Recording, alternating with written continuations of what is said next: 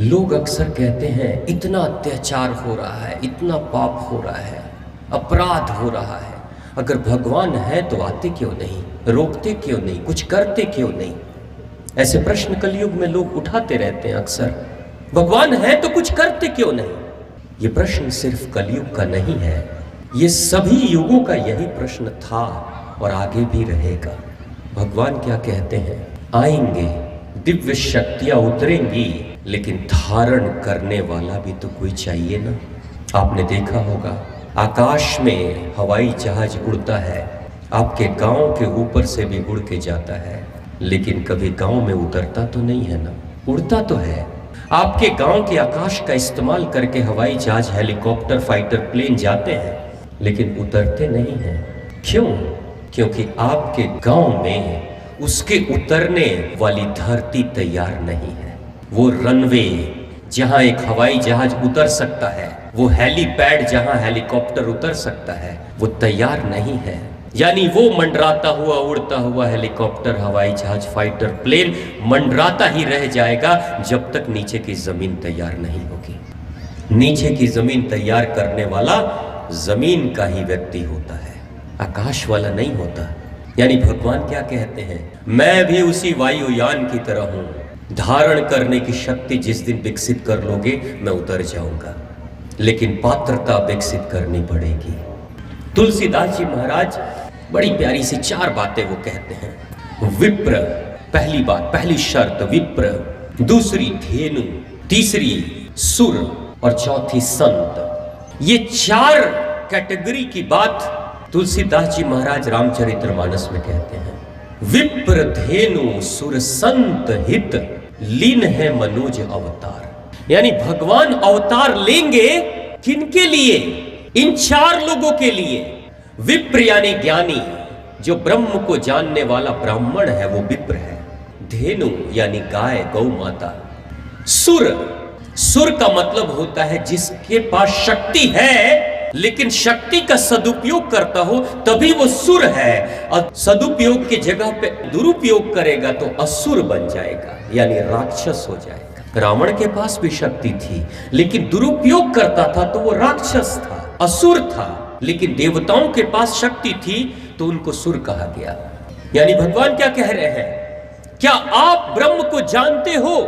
आप विप्र हो, किन शर्तों को पूरा करने से वो आएंगे, ये ज्ञान विप्र के रूप में आपके अंदर होना चाहिए। विप्र का मतलब कोई जाति नहीं, विप्र का मतलब गुण। व्यक्ति का गुण कैसा है?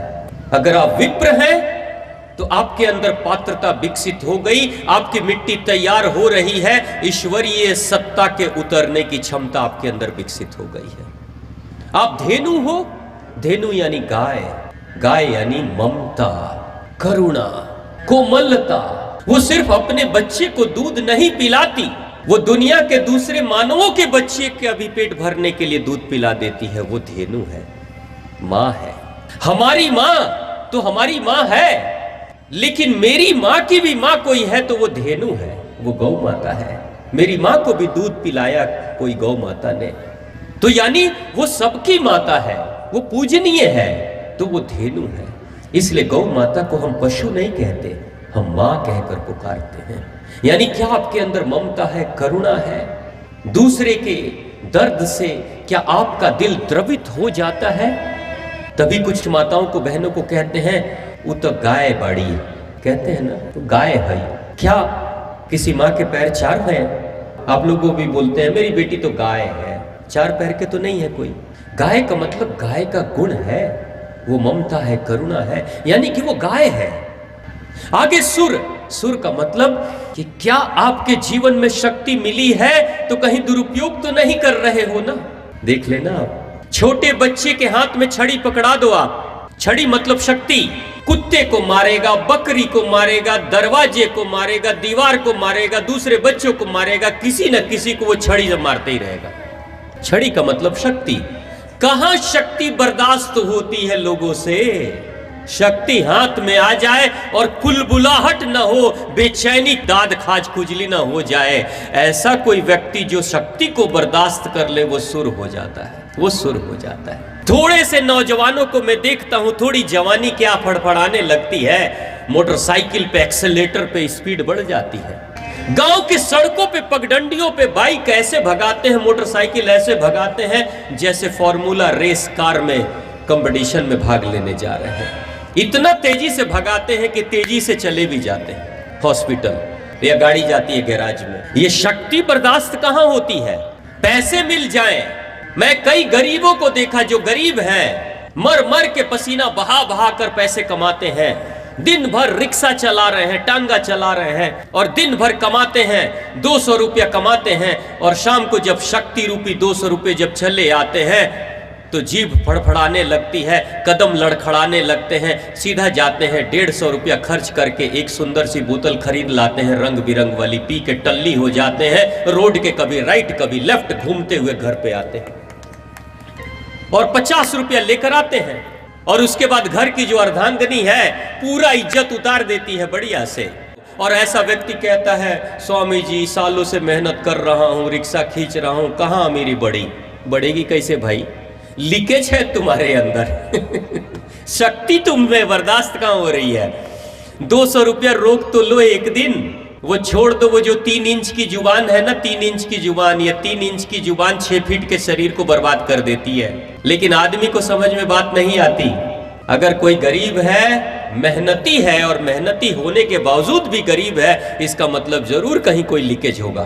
पैसा बर्दाश्त नहीं हो रहा है उसको, पैसा बर्दाश्त नहीं होता है लोगों को। पड़ोसी जमीन खरीद ले, आपके अंदर बेचैनी हो जाएगी, पेट में गुड़गुड़ाहट होने लगेगी। कर्ज लेके भी जमीन खरीदोगे, दिखा दोगे, देख लो हमने भी खरीद लिया। भगवान यही कहते हैं कि अगर सुर हो तो सुर का मतलब सिर्फ शारीरिक शक्ति की बात नहीं हो रही है, ज्ञान की शक्ति। कोई ज्ञानी जब हो जाता है, पढ़ा लिखा ज्यादा डिग्री होल्डर हो जाता है ना, तो दूसरे लोगों को अनपढ़ गंवार समझने लगता है। सब अनपढ़ गंवार, मेरी जैसी डिग्री किसके पास है? ये भी असुर वाली बात है।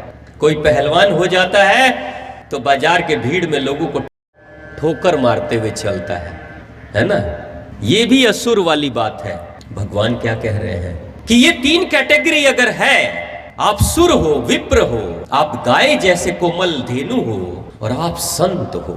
संत का मतलब जिसने अपने विकारों को शांत कर दिया वही संत है, चाहे वो गृहस्थ हो चाहे आध्यात्मिक इंसान हो। अगर गृहस्थी में रहकर भी आपने अपने विकारों के ऊपर स्वामित्व हासिल कर लिया है, विकार आपके ऊपर हावी नहीं है, आप अपने विकारों पे हावी हो, तो इसका मतलब आप संत हो। संत की एक पहचान होती है, कभी देख लेना आप, कोई व्यक्ति सच में अंदर से संत है या नहीं है, उसकी एक छोटी सी पहचान, उसके सानिध्य में जाना, उसके साथ बैठना, कुछ देर बातें करना या चुपचाप बैठना, आपके मन में भी शांति आने लगेगी। समझ लेना कि वो संत बैठा है बगल में। मैंने देखा है, हजारों लोगों को देखा है। बहुत लोग ऊपर से बहुत शांत होते हैं, लेकिन कुछ देर बैठ लोगे ना, मन करेगा उठो चलो यहां से निकलो, ऐसा होता है। यानी शांति अंदर होती है। ये 4 गुण की बात रामचरितमानस में तुलसीदास जी महाराज कहते हैं, प्रभु आएंगे, अवतार लेंगे, लेकिन उसके पहले आपको विप्र बनना होगा, धेनु बनना होगा, सुर बनना होगा, संत बनना होगा। तो राम आएंगे, मनुज अवतार ले लेंगे। अवतार का मतलब क्या होता है? अवतार का मतलब प्रमोशन नहीं, डिमोशन होता है। ऊपर है ईश्वर, अवतार का मतलब ऊपर से नीचे उतर रहे हैं। डिमोशन हो गया, प्रमोशन नहीं है, डिमोशन हुआ। क्योंकि कुएं में कोई गिरा है, गड्ढे में गिरा है, तो राहत टीम के लोग गड्ढे में उतरते हैं, ऊपर से नीचे जाते हैं उसको बचाने के लिए। तो प्रभु अपने उस परम सत्ता को छोड़कर नीचे उतर रहे हैं, क्योंकि हम जैसे लोग भाव सागर में डूब रहे हैं, हमें खींचकर प्रभु बाहर निकाल ले, ऊपर आ जाए। लेकिन प्रभु क्या कहते हैं, तुम अपने गुणों को जगाओ ना। जिस दिन तुम संत हो जाओगे, जिस दिन तुम सुर हो जाओगे, गौ माता जैसे कोमल हो जाओगे, उस दिन तुम्हारे जीवन में कोई कष्ट आएगा तो मैं चला आऊंगा, तुम्हें बुलाने की जरूरत भी नहीं पड़ेगी। अब जो लोग इस दुनिया में कहते हैं कि इतना अत्याचार, अन्याय, अनर्थ हो रहा है, भगवान है तो आते क्यों नहीं है? भगवान से मत पूछो कि वो आते क्यों नहीं है, पूछो अपने आप से कि क्या आप देवता हो? क्या आपके अंदर देवत्व है?